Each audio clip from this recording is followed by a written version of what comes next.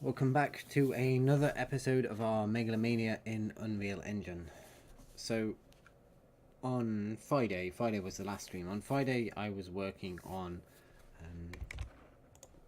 trying to make the sector controller more in charge of handling the player interaction, and basically trying to get the player controller to control, the sector controller to actually control the sectors, the population, the allocation, deallocation of population, and all that kind of stuff. One thought that I had after the fact, after the stream over the last couple of days, was that when it comes to multiplayer, I'm going to obviously need information passed between the server, the clients, and what I saw was that the sector controller is currently inheriting from the object class, but the object class has no multiplayer replication capabilities so far as I can see. Now, while we have a variable, for example, the designers, and it suggests that it can be replicated here, I'm not sure whether it really is. The difficulty is in verifying that, because I'm not 100% certain how I even would do that. I haven't looked at multiplayer stuff a great deal. Now, I guess potentially all we need to somehow do is change a variable on the server only and see if it's available on the clients. So for multiplayer, we can run multiple instances of the game, so we can change here the number of players. So if we change that to 2 players and then run the game, let's just remove that so it doesn't cause any problems. We can see we get 2 instances of the editor, or 2 instances of the game. Now at the moment, the way that it's all kind of put together, both these two are fundamentally identical, except for the population on the sectors. So, and if we actually interact with it, we can see that the player input is actually causing input on both screens, despite the fact that in theory only this player should be starting and stopping its allocation. But the population on the sector might be a way that we can try and test replication of data. Now, we have a slab, and our slab is an actor. So it's safe to assume that the actor, in theory, I say assume and then in theory, the slab, being an actor, should allow replication across the network. So at the moment, they're both showing the same view, and then they differ once we change the actual view there. Now what we can try and do is ensure that the slab on both screens are the same. Now that's obviously not an end result, but doing that would allow us to verify that we can replicate some data. So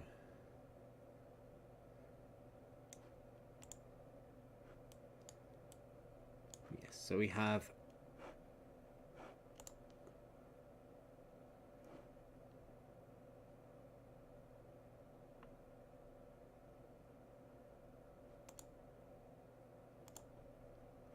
our render map, and we have our map type and map index.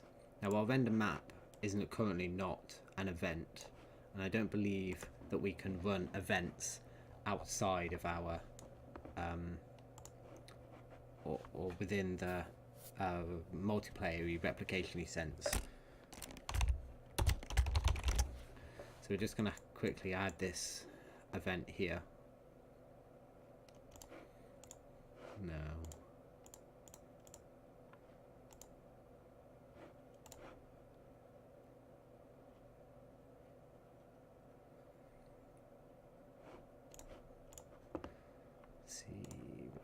here. So we'll go back into our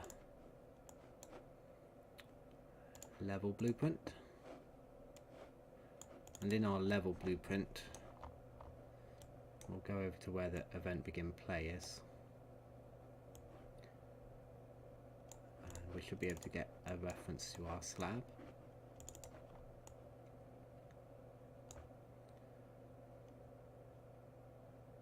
Okay, so level blueprints are created for individual clients within the game, so they all have their own, and as would the server. In the way that we play it here, where we've got two windows, my understanding is one of them is acting as a server and the other one is the client, based on, we can verify that with a title. This one's the preview server and this one's the preview client one. So we'll quickly just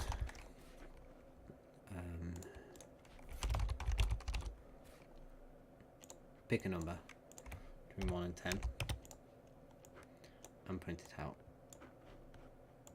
So now when we play, we get, very quickly, unfortunately, two numbers, so we'll just make that 10 instead. And we'll make it kind of a white colour so we can see it. So in this case it's 8 and 9. So we can see here that both clients, both instances, randomize a different number. The server picked 1, the client picked 4, and we can see that being printed twice, and we can see that it's being printed with a prefix of whether it's client or server. So that's kind of interesting. They picked two different numbers, but that value is actually being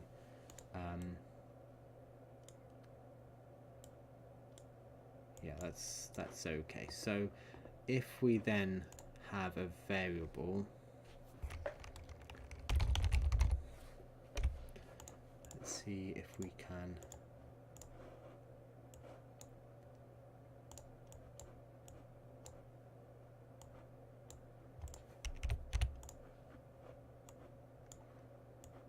do that. So that shouldn't change the behavior. We still get two different numbers. And if we replicate that,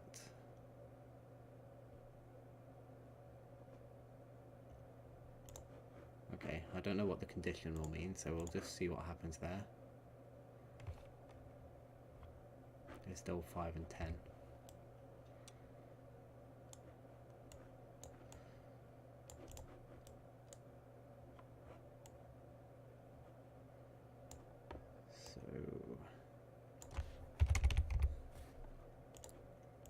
So this switch has authority macro is basically to determine whether the caller of this switch is the server or not. So it's just yes or no, really. Is it the server?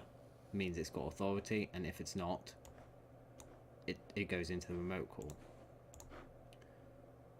So now we can see that both numbers are the same. Just run it again, still 4. So what's happening here, my understanding of the multiplayer and the replication is very limited, but my understanding is that the first instance, the server starts, it has authority to set the random int value to a random number between 1 and 10, and it prints it to screen, and when it's set, it replicates it to the client. And then the client comes in and it goes into its own set of code and it prints that screen up, that value out, which it has received from the server. So it can go both ways. I think we could probably reverse these, and the result would be okay. So the result is different. I suppose that would be because the value is either not being replicated to the server, or the client is being initialized afterwards, which kind of makes sense, and therefore the number is making it to the server, but just later on. We can verify that particular theory by printing it out again on an event, so that the server, we can see if the server has it. So to start with, I think that print screen actually did show something. We'll show kind of a greeny colour, and again for a bit longer. Yeah, okay. So server 0, client -2 is 1. So the server's value is still 0 and the client value is, I don't know why it says -2 there, but the client's 6 and the server is 0 still, so it's not going back to the server.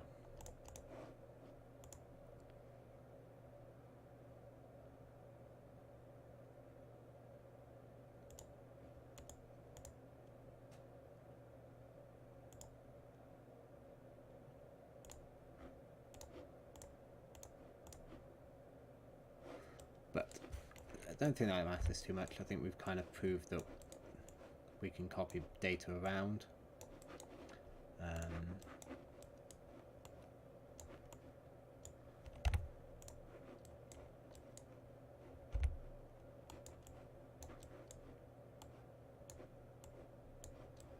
So we'll keep that in for now. So within our game, we can create a value and we can replicate it, and everything works okay. Within our sector controller, now we do create many of the sector controllers, and in theory we only actually want to create we only want a single set of sector controllers with their unique values on the server, and that data be replicated out. So we don't want all the clients to have their own sector controllers and their own respective data.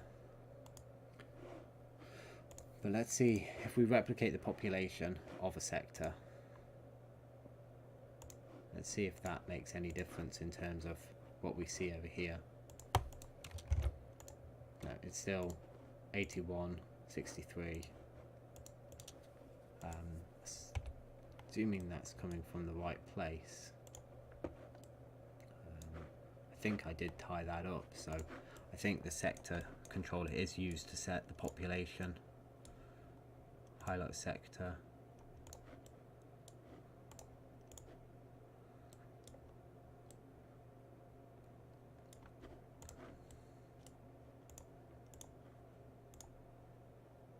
Yep, so we pass the sector controller into the screen container, which shows the right thing.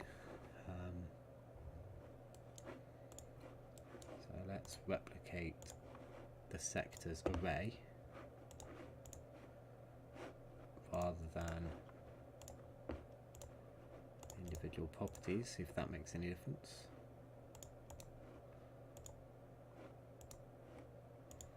Nope, still different. But we have an error now.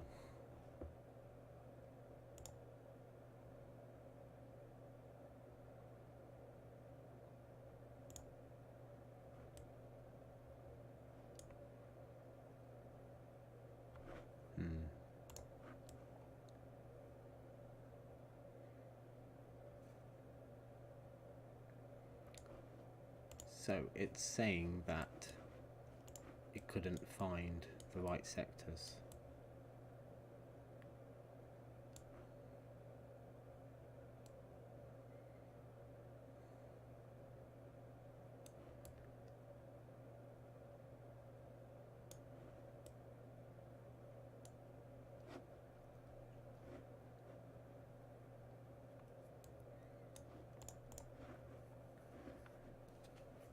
Now I don't know whether that's because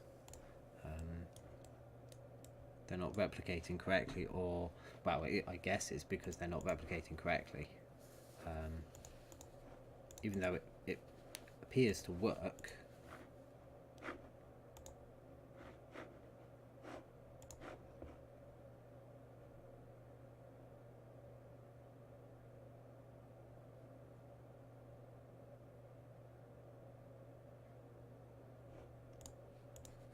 Find sector location seems to be given a non-value.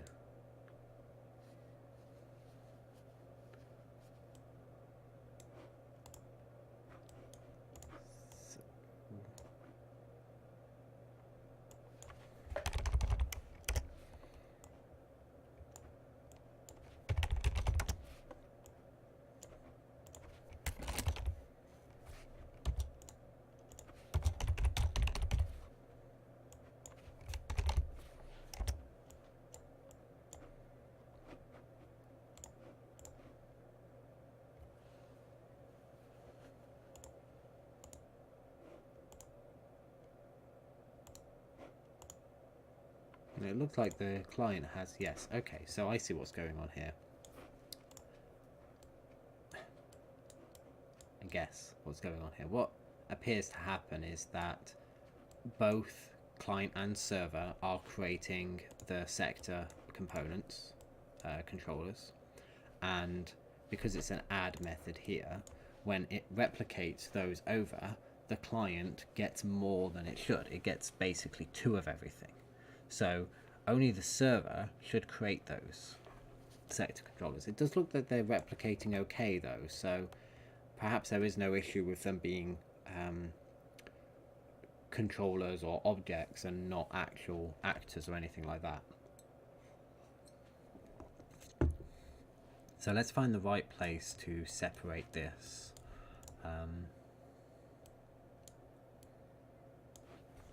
Because really, we always want to deal with the player controller.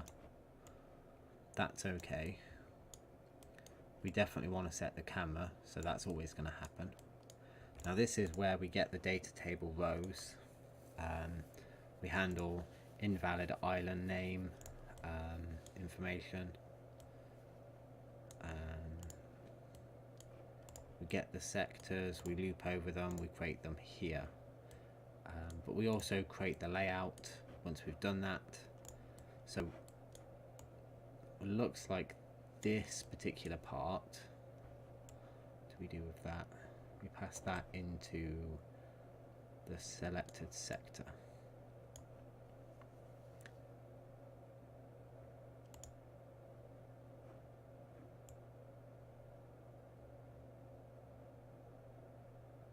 Yeah, so the island part is only going to the UI part and, well, the opponents and the island name, really. That's where it goes to populate.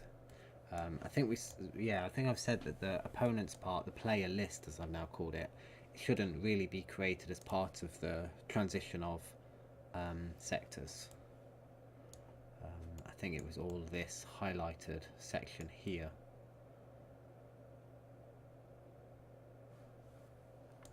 That I didn't want.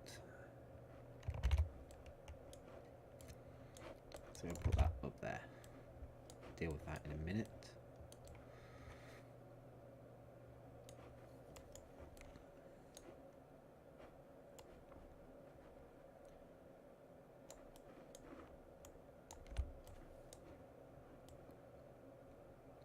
And that should connect to that.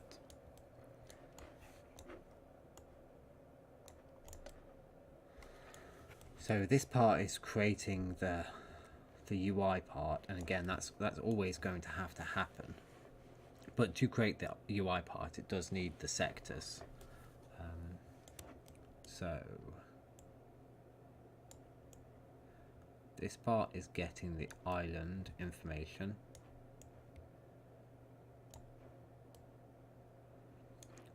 Which the UI is going to need. Opponent information is going to be a bit different because we're going to actually pass that in more dynamically. I think we might want to say that the player count on an island maybe its maximum players rather than its actual players. Let's just switch that around now because it makes a little bit more sense.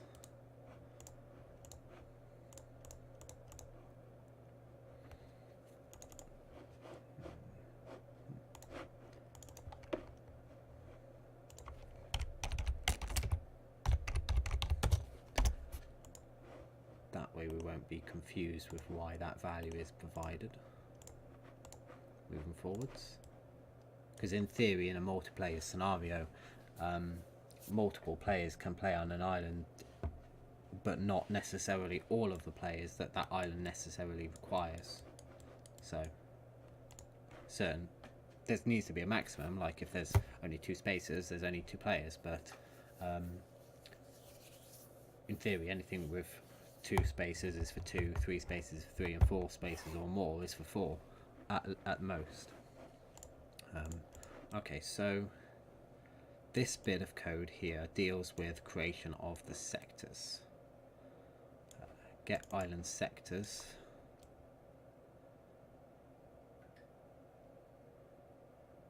Yep.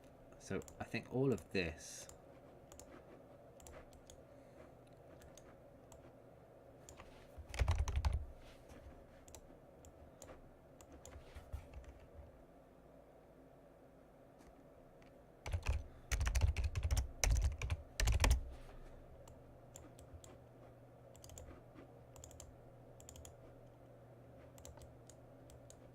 can be under the authority figure of the server.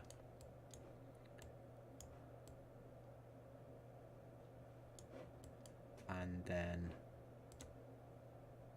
break that one and join it up there instead. End result of that should be almost the same, except we won't have our opponents. That's okay. We also don't have a lot. We have a lot of text.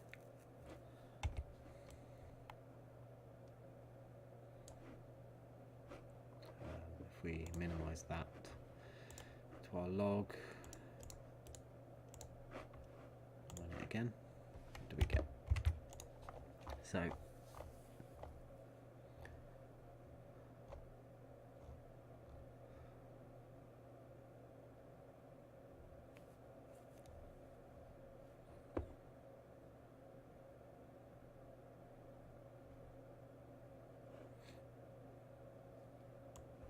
there's some error with the sector controller not being supported. That's probably not great. Index access error.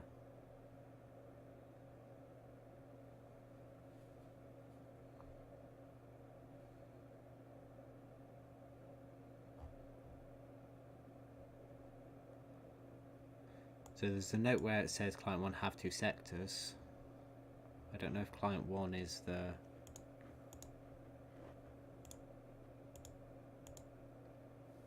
server or not. That must be the server. Let's try again.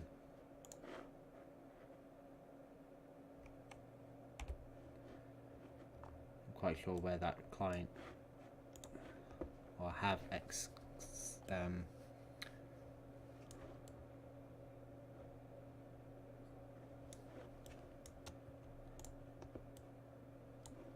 maybe it's in fine to, yeah, so have something sectors. That one is called from our find sector by location. Doesn't look like our server calls that. It also doesn't look like our map works correctly for our server. No, server 1 it did work. Didn't work for our client.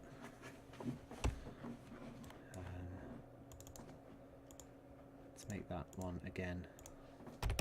2 seconds is a bit too slow when it starts up. Okay, so the server says it's got 2 sectors and the client says it's got 2 sectors, but I'm thinking the client has the sectors too late.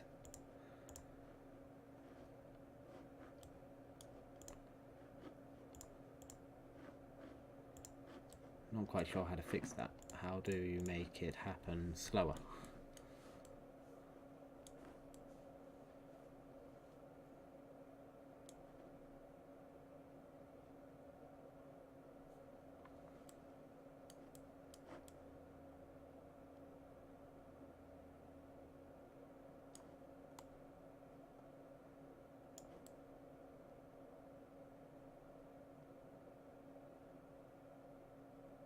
Okay, we only use the location for the first one, don't we?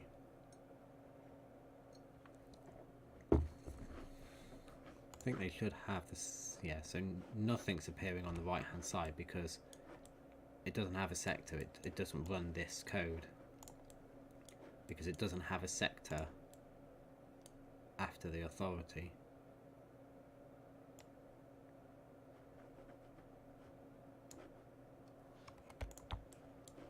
Particularly want to do it this way, but let's see if that makes it any better.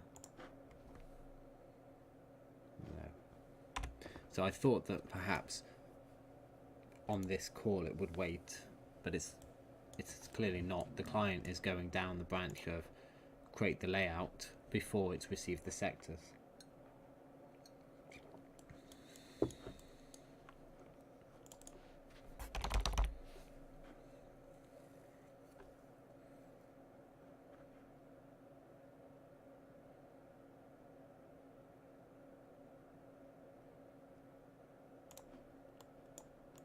Let's see what happens here.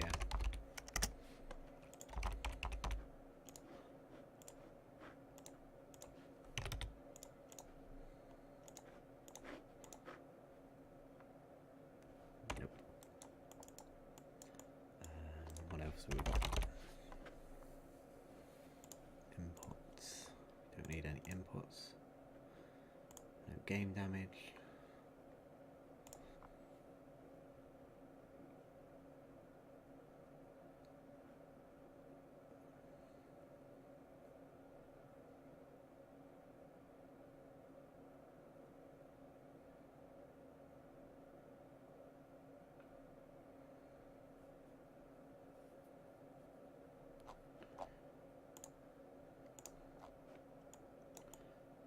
So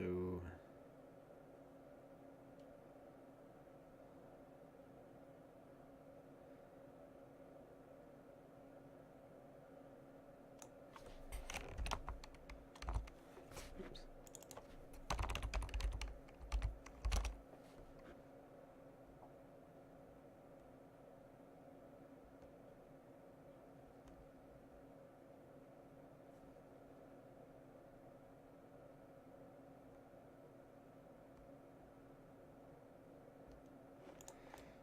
As far as I can see, there doesn't seem to be a way to just wait.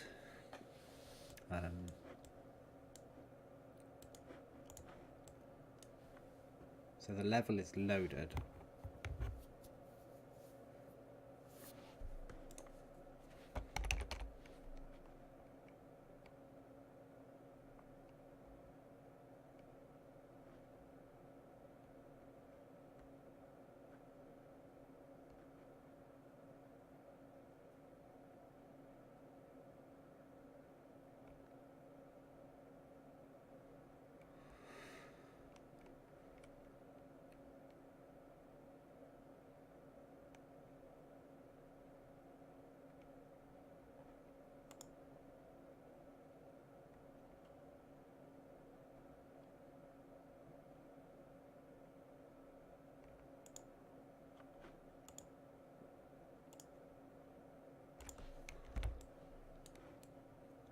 I guess the only way to do this would be have it run on an event.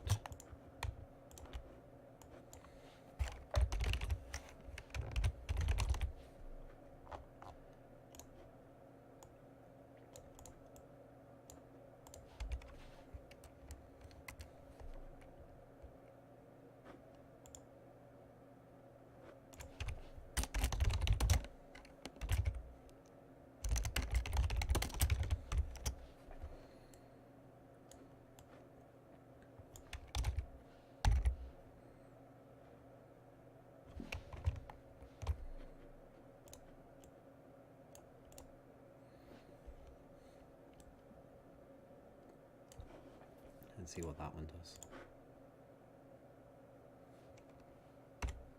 Nope.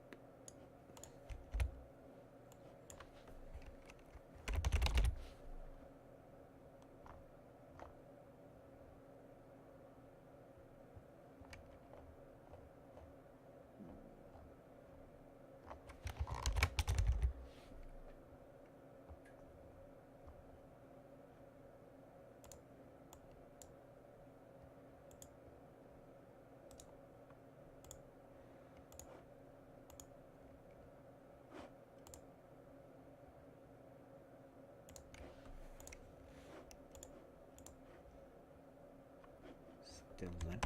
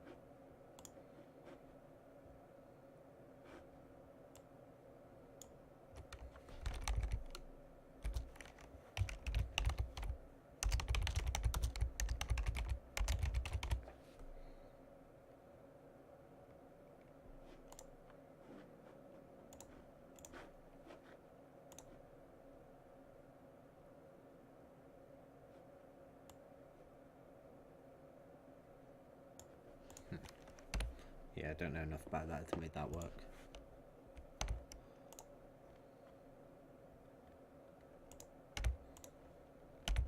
Let's just try a dispatcher.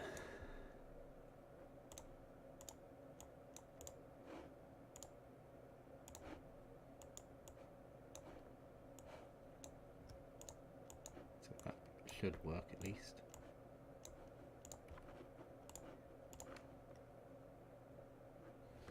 Nope.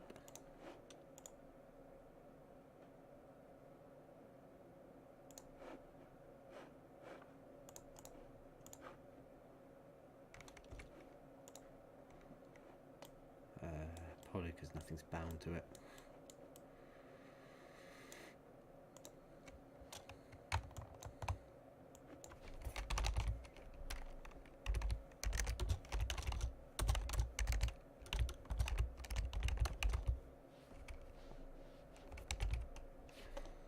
So we bind to it first,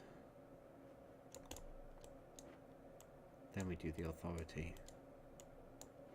Sometime later on we call it, see if that works. Nope.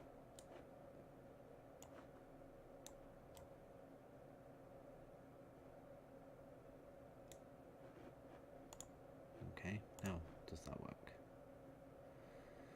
Not quite.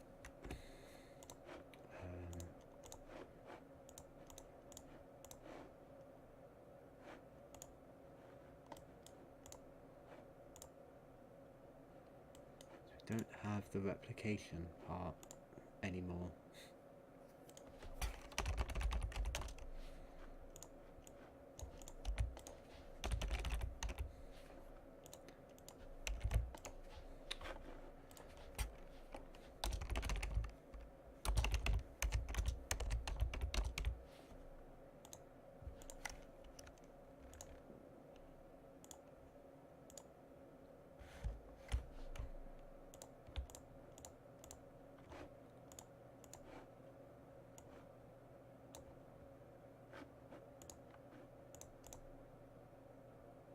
Nope, still don't.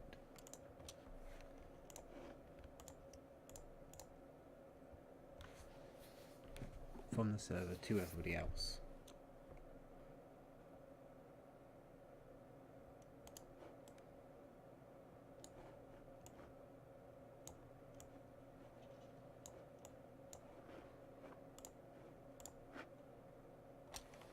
Still can't seem to get that event running.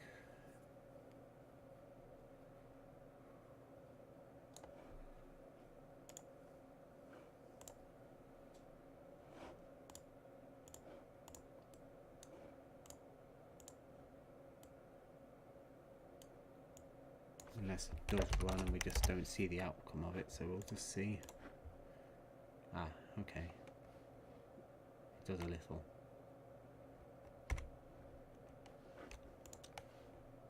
We get hello. We get hello on both sides? Yeah, we get hello on both sides. That must mean that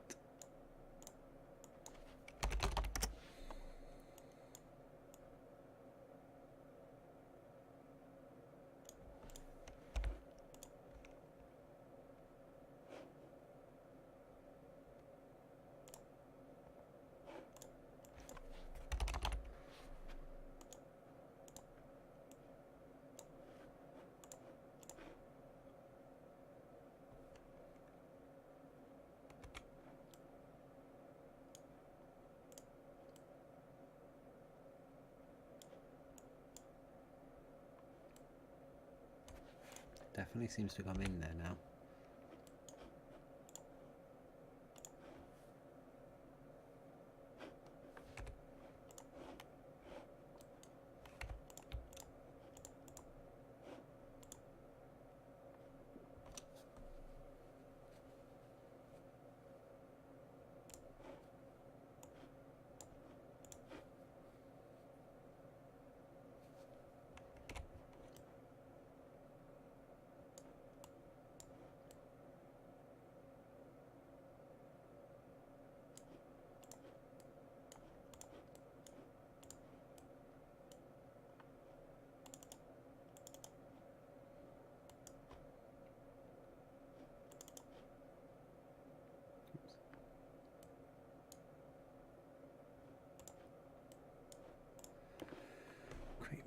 Let's have a look at the map widget.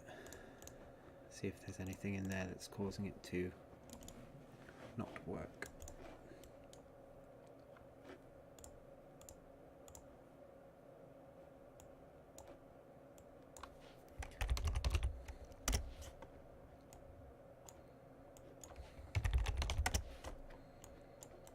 So we'll say render map with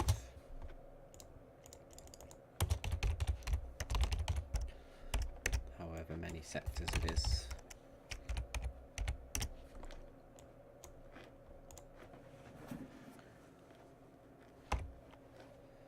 Again, make sure our string stays on screen long enough to see it. Make it quick.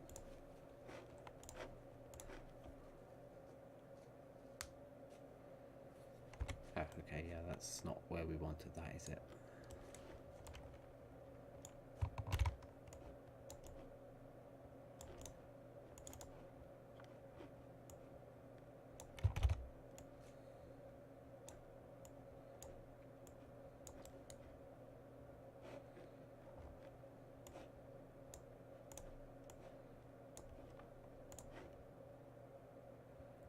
Okay, so it does say that we're rendering it with two sectors, so why do we not see anything visible?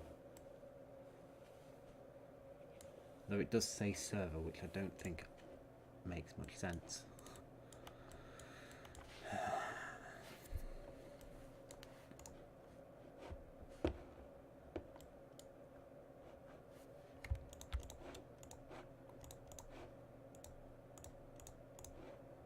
See what happens if we don't replicate that.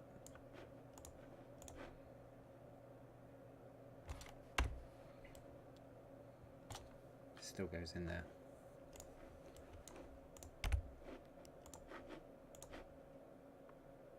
Okay, so if we don't call that event, nothing happens. That's kind of good.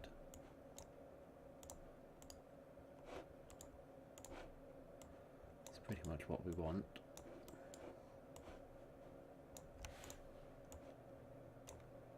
Need to tidy this bit up eventually, but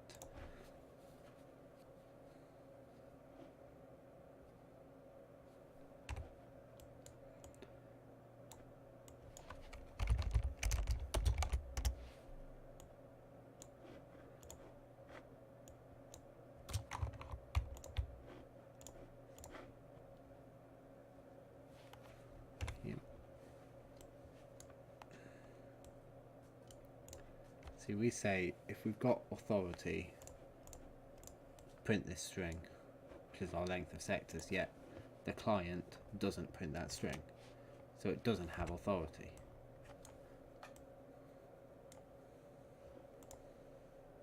Even though event should be executed on all, and therefore the client should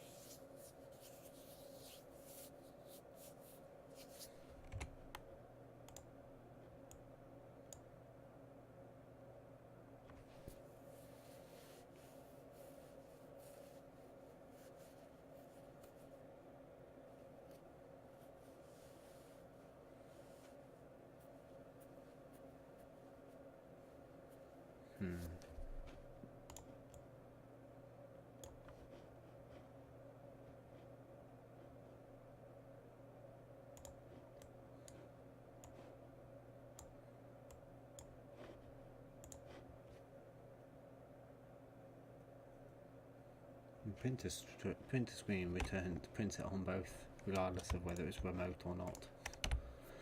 Which is a bit irritating. But it does, when it comes from the client, it does say client. So the bit that I don't understand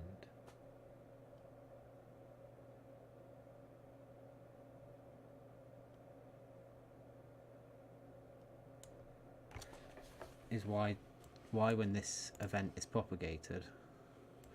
Yeah, so we're only, I guess we're only running this event once on the server, despite the fact that it should be multicast.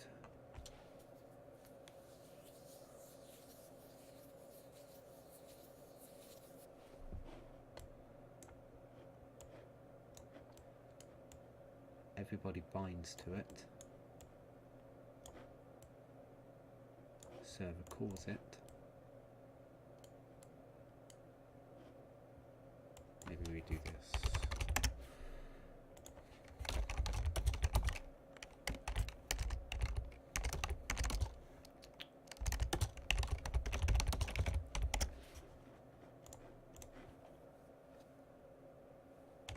Again, it's just 2 seconds is always too slow.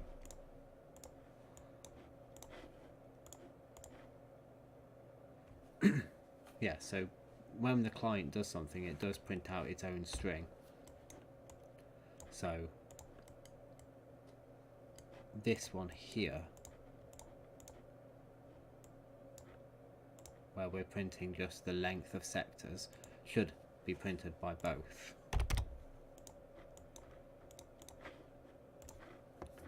But it's not. It's only printed by the server.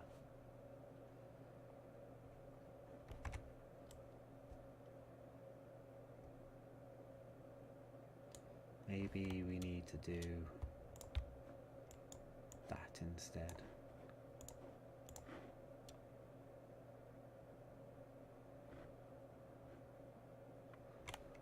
Because in terms of the way this is called, it looks like maybe the client isn't binding fast enough. The server triggers that event before the client has bound.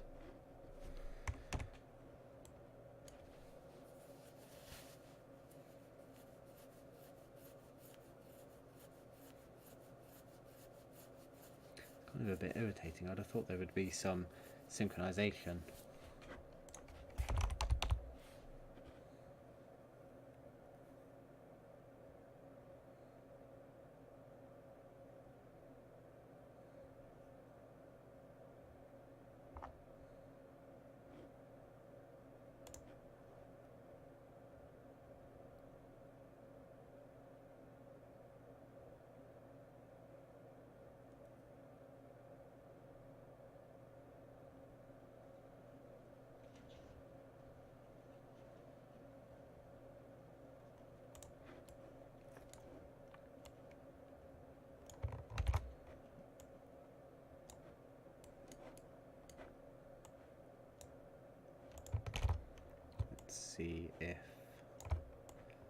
binding to that sooner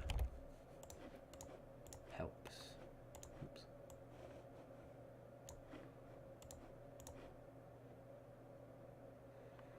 No. Okay.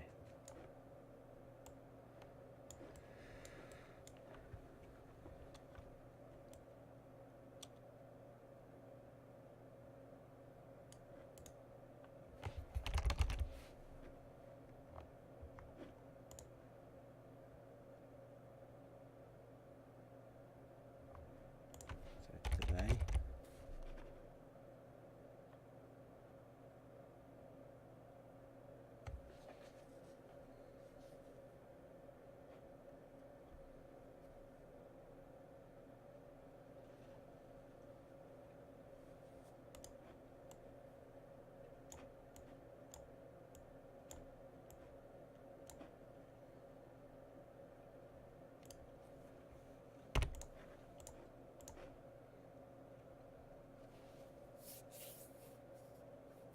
Still only gets triggered on the server.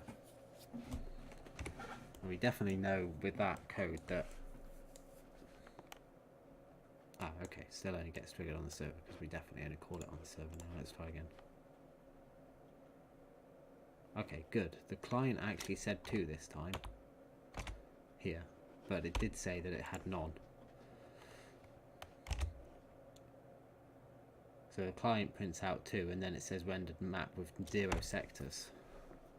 Okay, so why is that? In this case it says 2, so sectors variable is true. But this sector's coming from there. Okay, so let's get that again. Pass that in instead. No. Array of sector structures. Array of sector controllers. Okay, our sector structures are not going to the map. Yeah, I guess we didn't update the map. Okay, so we need to update the map to work off our sector controllers instead of our sectors directory. Sectors directly.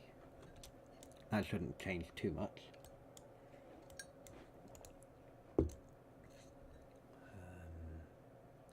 Yeah, so the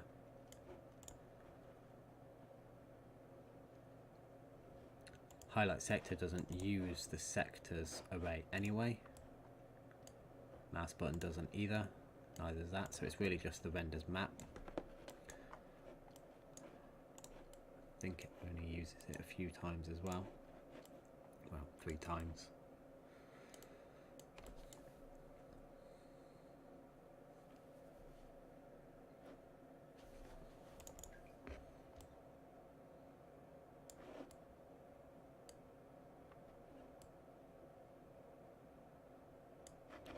Uses it within this macro as well. Okay, so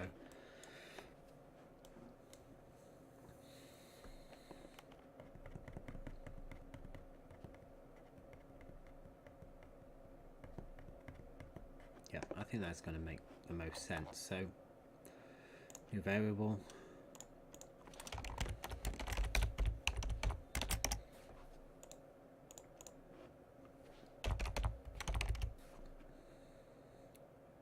sector controller, expose it on the spawn and make instanceable.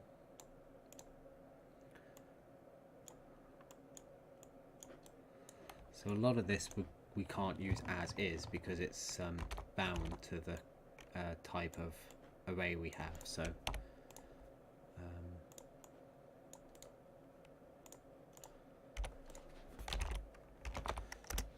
try not to break what we have completely, just in case it doesn't work. So break sector, that's going to be the data. We don't really need to break it here, do we?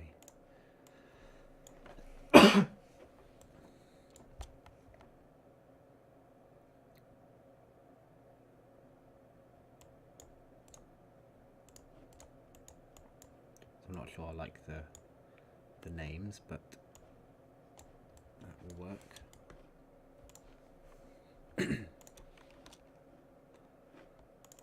So this is actually in our function library where we've created this function.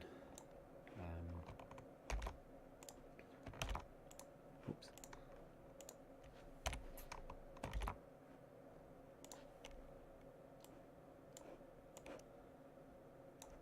What we'll do is we'll just recreate the entire thing for now.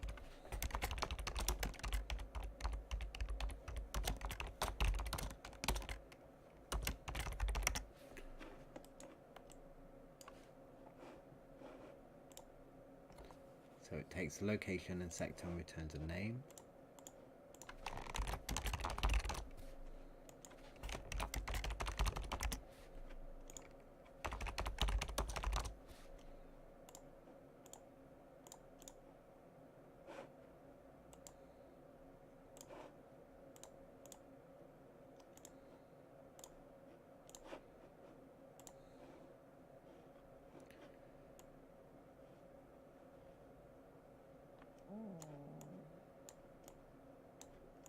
Everything up.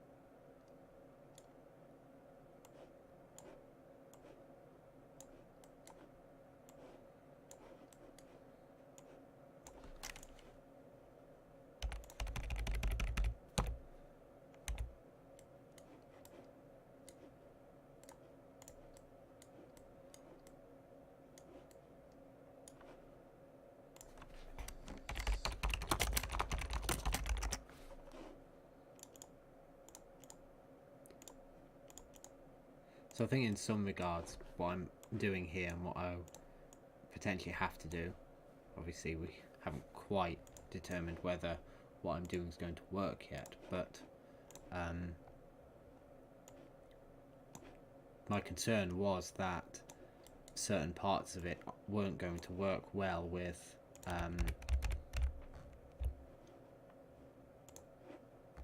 multiplayer because I hadn't kind of addressed that soon enough.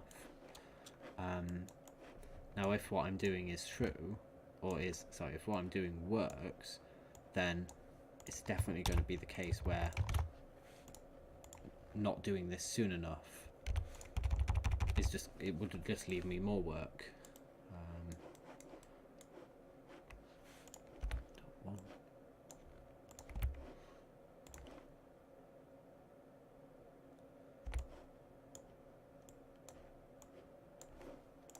Because I could have got to the whole point of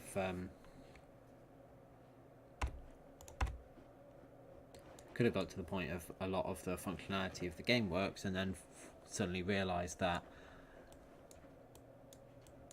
the multiplayer doesn't work because the data's not right in certain places, and I'd have more places to change. So our map widget should have sector C, which is exposed now, so we can save and compile that. So we should be able to pass that straight in. Our function library has the two functions. So our map, instead of calling static identifier a sector type, we can call other function. So drag it in from over here. Can't do that.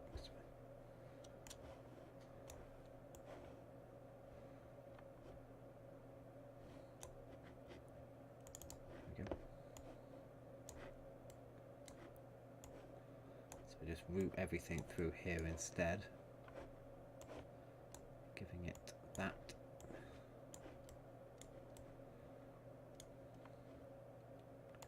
So the type goes into there and into there, and I think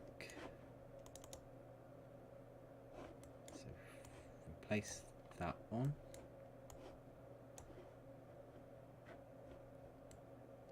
Break sector for the location. The location used to go over here and to the other places, so that's fine.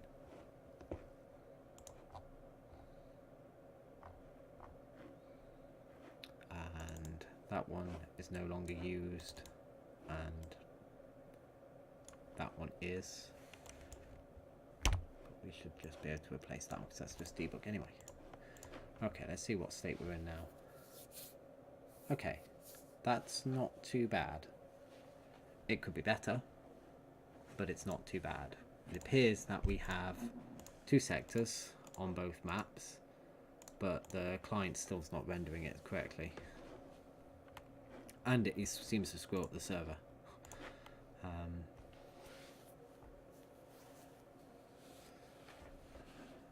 Why does it screw up the server?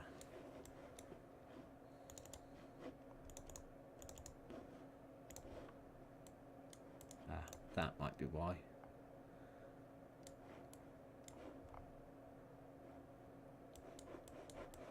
Got to tie up the sectors part.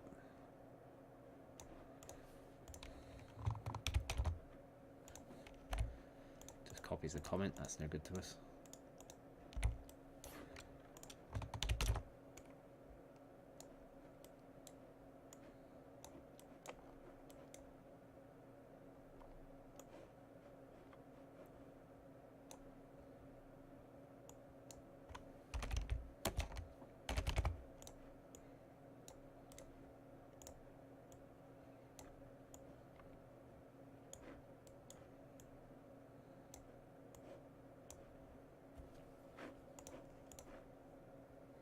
Hopefully that means the server now renders correctly. We'll see once it clears out all that debug text. Yeah, so the server's now rendering correctly. Map works as expected. Client still not working. Client is rendering its map.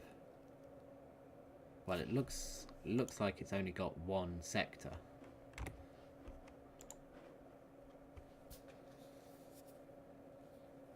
And even though everything within the client seems to say that it's got 2 sectors. It's got 1 sector but no data.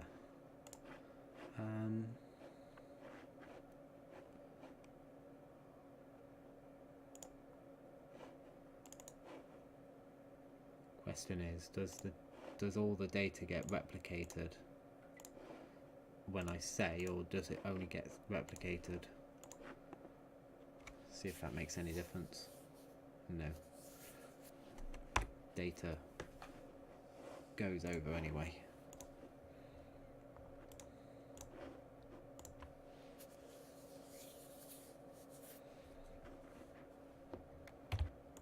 Okay, so there's still a whole bunch of errors.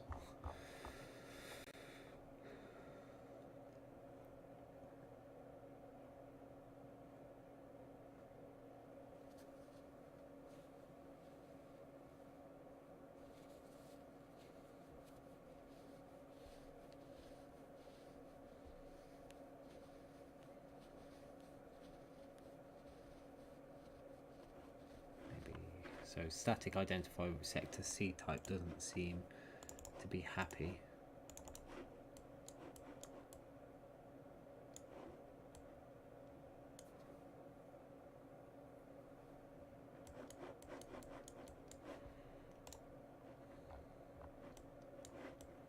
It is only tied up once to that array here, which is the same here, it's just slightly lower down.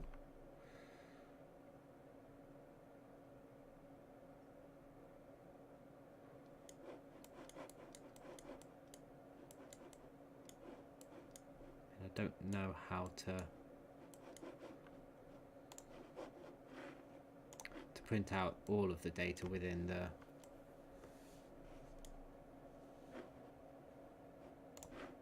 the sector controllers.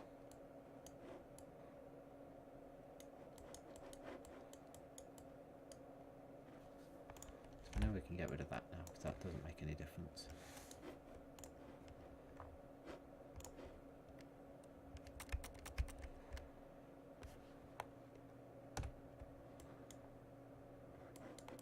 We don't need the bind because we know they're doing that.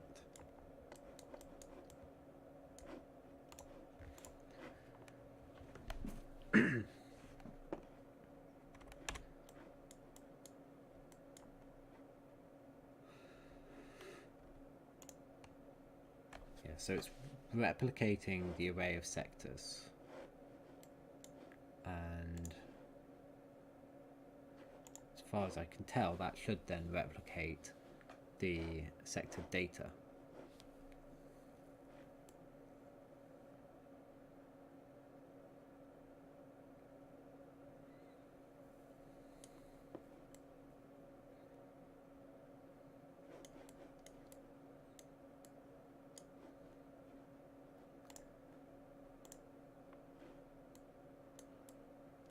So if that's true,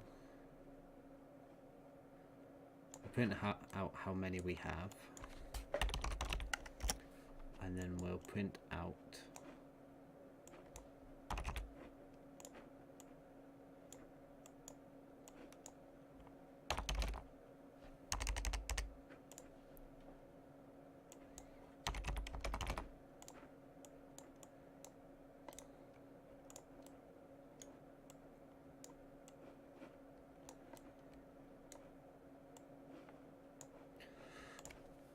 print out the location of the first.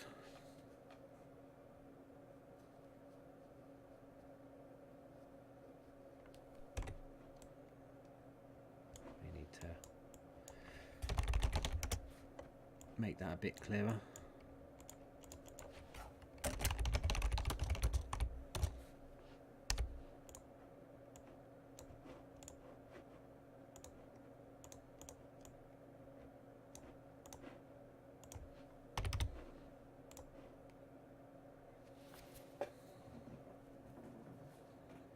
Yeah, okay, so there's not...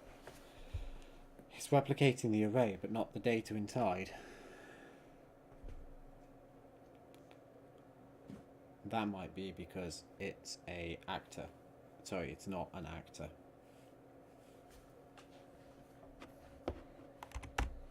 Because we know when we were working with the random int one, it was being replicated correctly. The value was the same. Well, I don't know actually, because the population.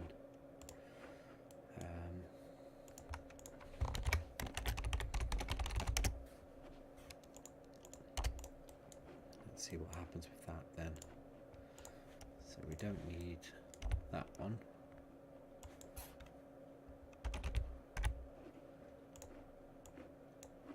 Let's see if that's copied over. Yeah, okay, so again, the population is different. So the size of the array and the fact that player control exists in both places seem to be true, but none of the data seems to exist from one to another. And that could be, so the problem is it's very difficult to be certain why that is. Is it down to the fact that it's not an actor? Will changing it to an actor resolve the problem?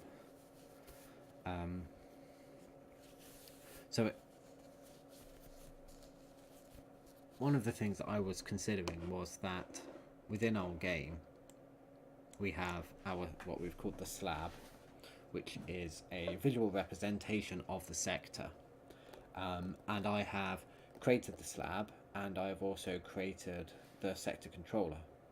Now, if the slab and the sector controller were an actor and therefore one and the same, that might help with the replication, and it might actually just be a bit clearer. I assume it would be possible to hide and show various actors, so we could show only the actor the player is viewing to handle that. So when we change sectors, rather than rendering the slab to that sector, we would just be switching which slab we can see, or which actor we can see based on the selected location. That would require... This is quite a mess now with all this middle print string and stuff. It would require a fairly big bit of restructuring to achieve that. And another thing that kind of goes along with that is that, again, the sector controller was destined to be this kind of handle all of the sector information, the player's population, the resources of that sector. but there is a separation between a sector that has no player and a sector that actually is owned by players, and the distinguishing mark on a sector that's owned is the existence of a castle, and we could use the castle as a actor, or probably even a pawn, to provide that kind of possession that we kind of need, because it looks like Unreal Engine relies somewhat on ownership and possession of actors, or pawns as it is, and potentially again we're kind of missing that out, and that may either make things difficult or make certain things not possible. So having the castle as a pawn and then actually interacting with all of the castle functionality through that pawn might make things a bit clearer. So the sector really would just hold the resources it has. Now, one thing that I don't know, and that I need to play the original to find out, is that if a particular sector has been improved in terms of tech level, if someone else takes that sector, whether they get that tech level, or whether the sector always reverts back to its original state. Now, I don't believe that it does. I think that if someone has built the mine, researched the technology up to a certain level, if someone else takes it, they'll have that tech available. But that's what I'm not sure of, because all the resources would be gone, so they'd only actually be able to see the resources that they have, or the techs that they have the resources for as anyway.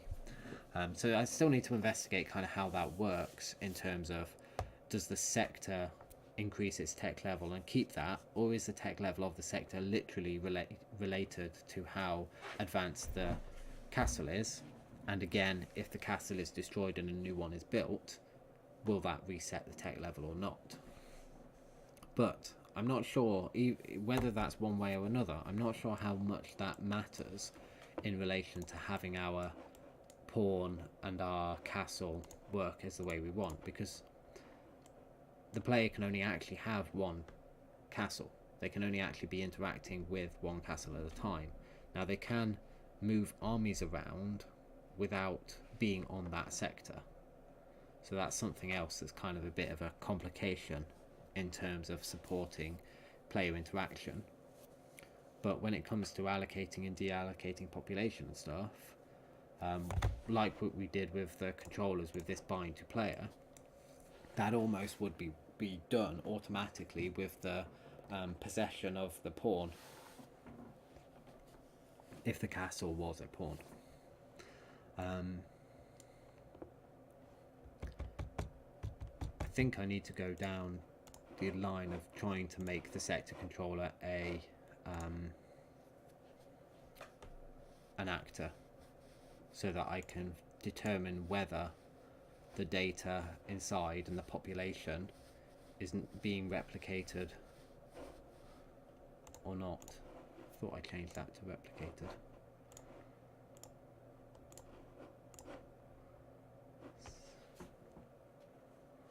Yeah, see, it still says that they're not the same. So what we can do, see if we can do this fairly quickly. We will create a new actor, and we will call this the sector actor. We will give that one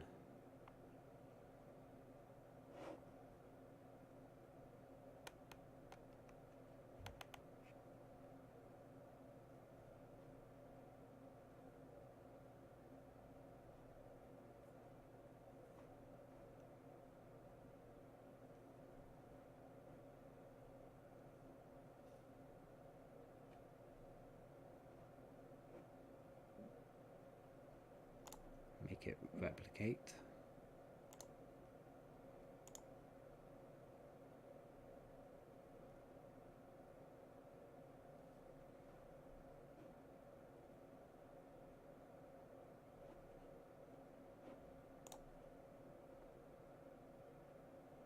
So another thing about making the castle a pawn and thus an actor would be that it would have all this damage kind of applied to it. And that will definitely be useful when we come to actually damaging buildings.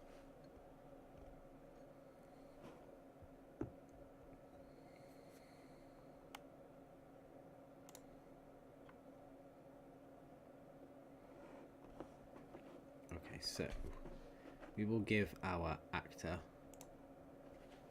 our population, and that's all it's going to have.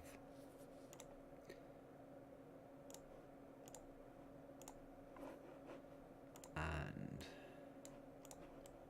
when it's constructed, we are going to set the population to a random value. Again, from a range, so that we can get something decent. And that's all it's going to be.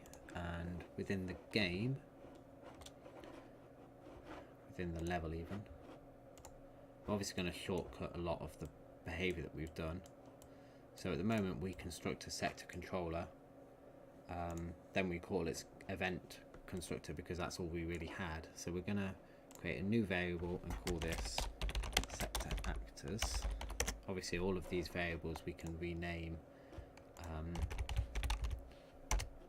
once we know it's one or the other.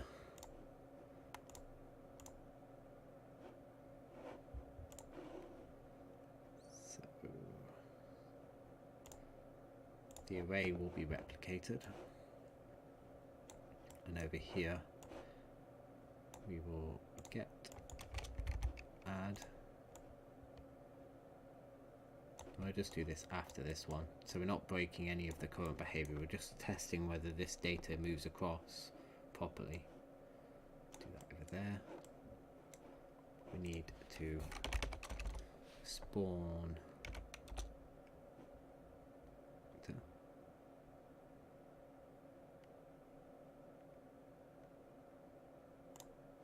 this one's quite good. This one spawns the actor only on the server.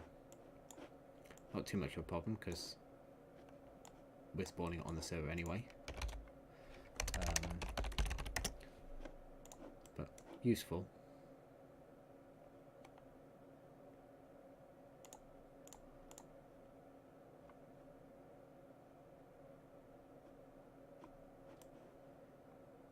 So obviously in this case we take the population in, we take the sector data,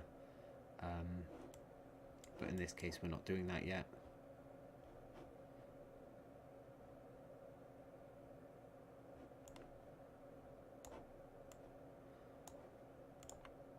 So we want to make sure that our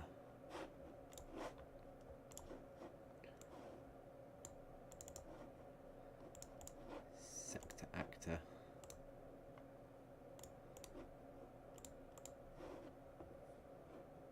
always spawns, ignores collision.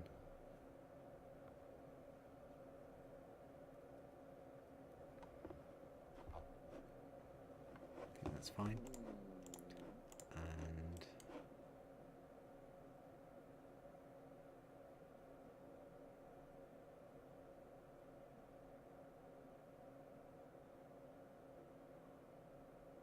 task owner. Okay, maybe that's not the right one. We'll just do spawn actor for now.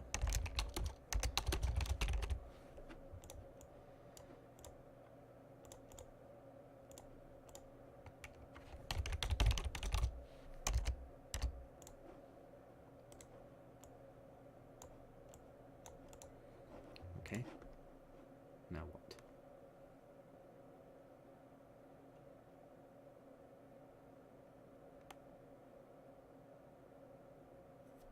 Needs a transform, which is pointless because it doesn't have a location. But okay, we'll just give it one.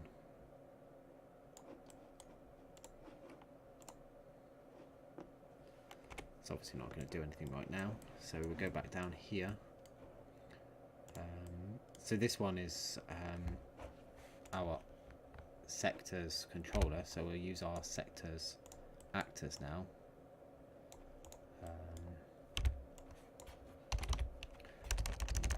Get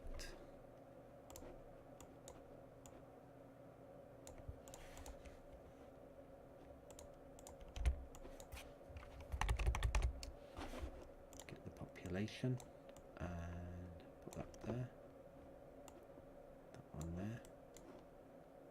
So we should get the two numbers again. We should get 2 from both the client and the server, but we still don't get any population. So our sector actors are replicated. Our sector actors population is replicated.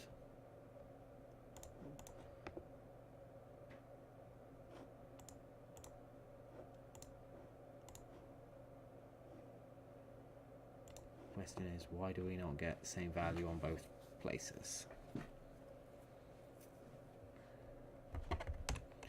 So unfortunately changing it to an actor has not made any difference.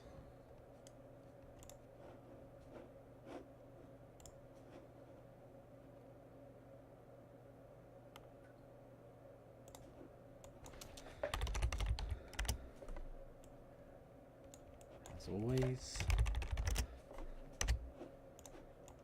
potentially it would be nicer if print string actually took multiple pins for the string.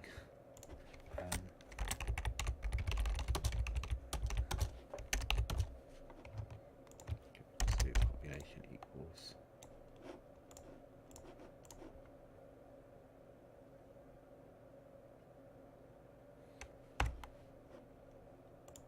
I think what we may need to do is change it so that the delay is here instead.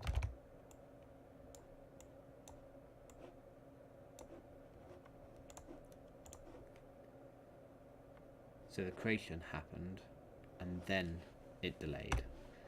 That didn't seem to make any difference. Sector actor 10.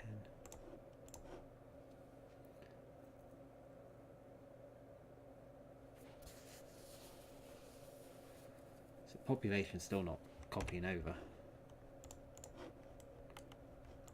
It is kind of annoying because it replicates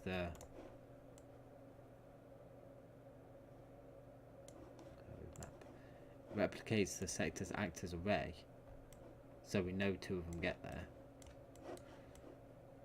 but it doesn't replicate the data inside it.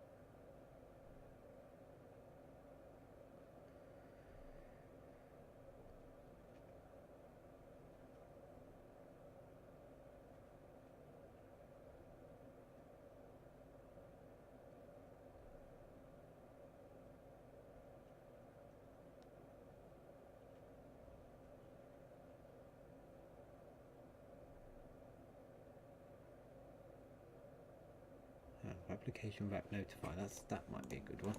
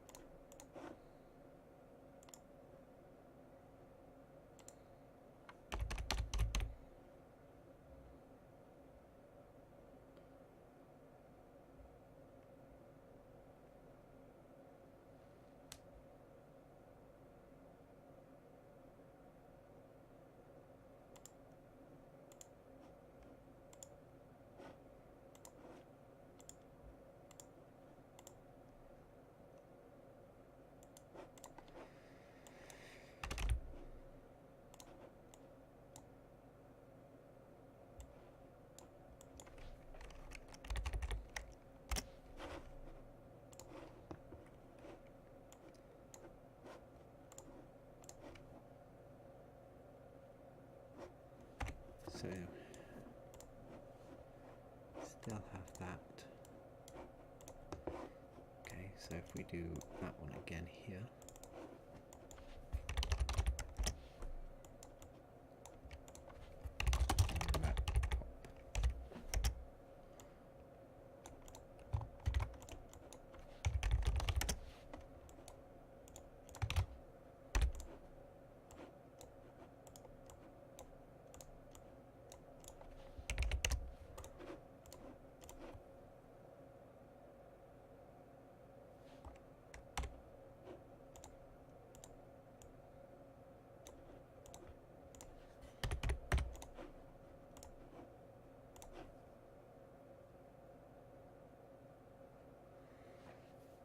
Okay, so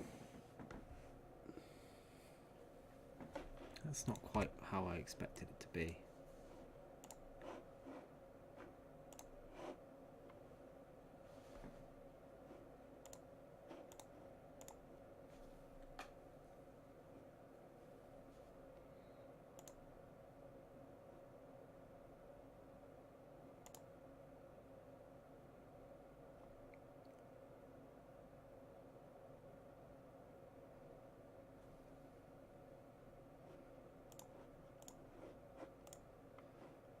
When we run this, we get the server saying that the population has been replicated, whereas the client says the sectors has been replicated, which is a bit weird, but we still don't get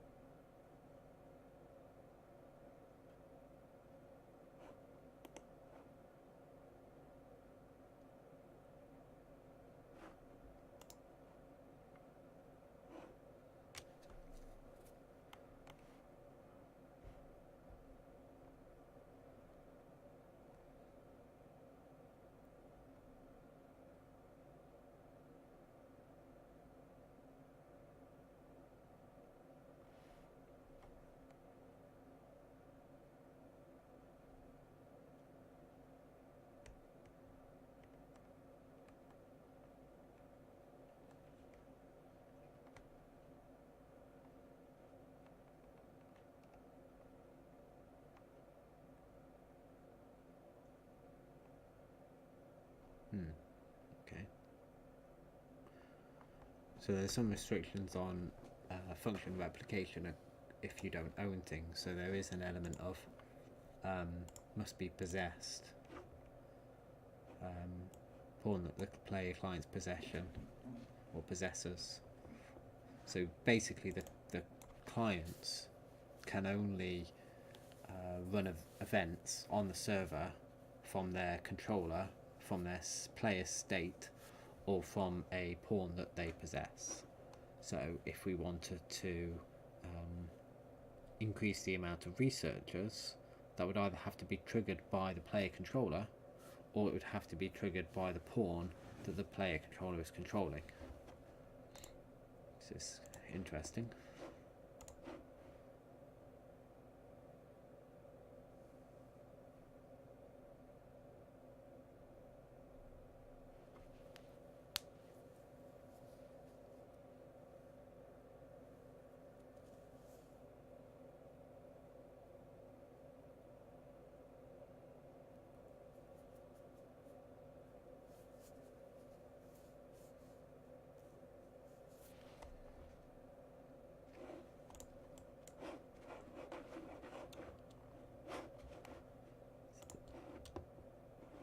Don't know why our actors variables are not being replicated. That's where we are at the moment.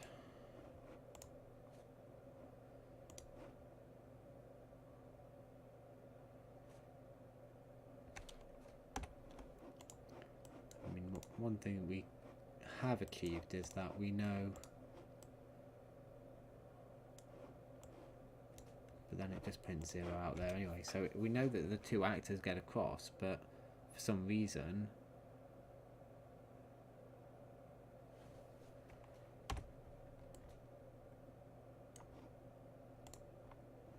they don't contain any population.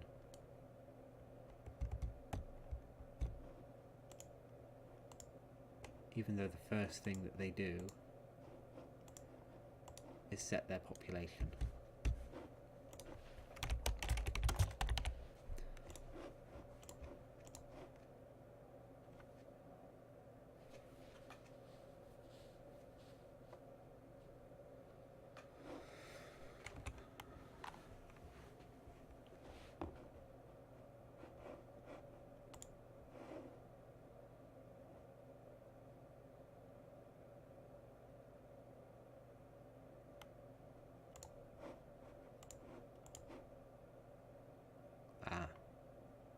That worked.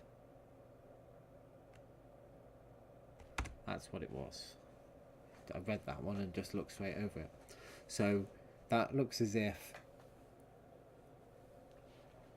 the player owned this pawn, then it would replicate the data to it. But the player does not own the pawn, and therefore the player does not get the sector information.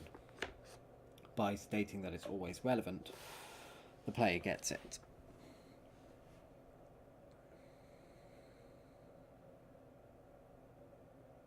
What I'm not sure about is why, if it's not, it seems like these two checkboxes kind of contradict each other.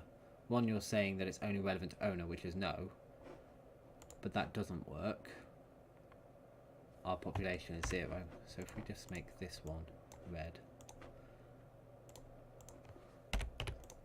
This is the big one that we care about, really, and not that one.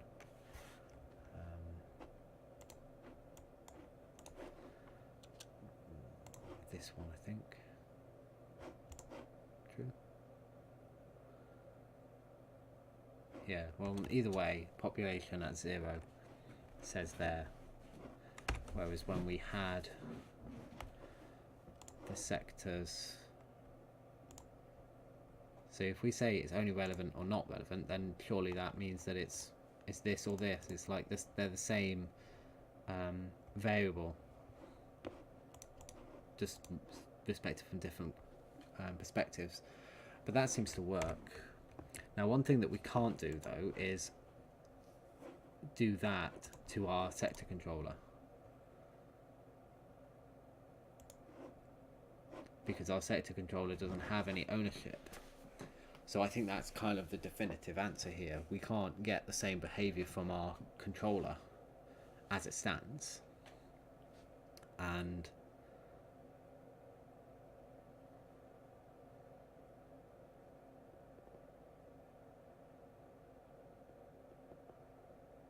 yeah, and I think that's really it, all there is to it really regarding that. There's no way to make the sector controller replicate the data that we want. Okay, so there's, based on that, there looks like there's quite a bit that we need to rework.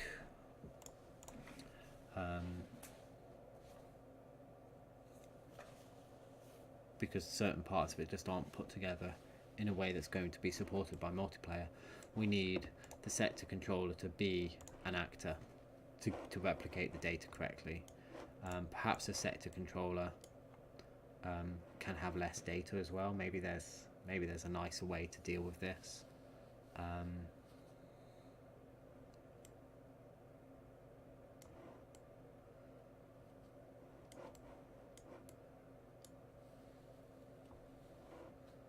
Having all of the locations in here might not work very well, because the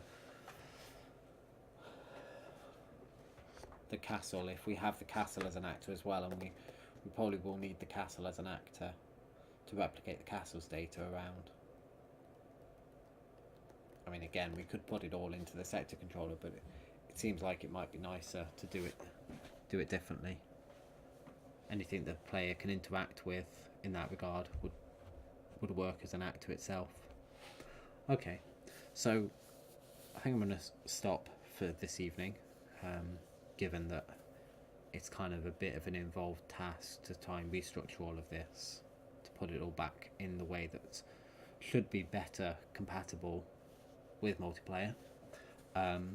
Should be able to pick it up tomorrow and start work on that.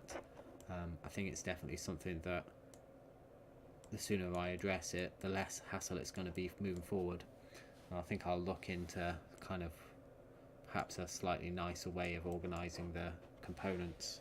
So perhaps by having actors or pawns for the castles, actors for the buildings, even though the other buildings don't technically do anything in themselves, there's definitely kind of scope for that, and they certainly take damage, so I think that's probably going to be another advantage. If they're actors, they can take damage a little easier perhaps than any other way, or at least there's native support for things taking damage that might be useful to utilise. And then there's the sector itself. I'll have to try and find some time to prove whether sector and tech levels and resources are persistent over the loss and recapture of a sector within the original game, see how that behaves.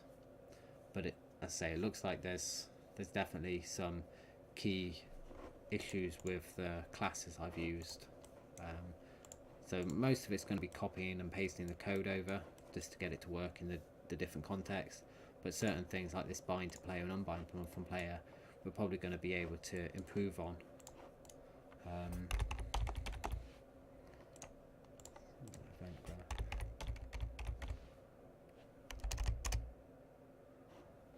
There's no event when it gets possessed. Oh, because this isn't a pawn, is it? The sector isn't a pawn at the moment. I wonder if the pawn has an event for that.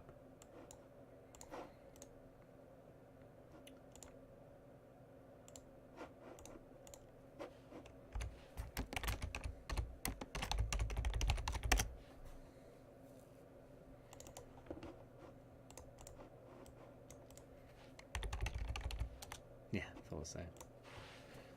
So that's very similar to what we were putting in the sector, in its binding it to the player and non-binding it to play. Really, this possession here would probably work in the same way, or do the same things, tie up to the player controller's events so that we can handle it.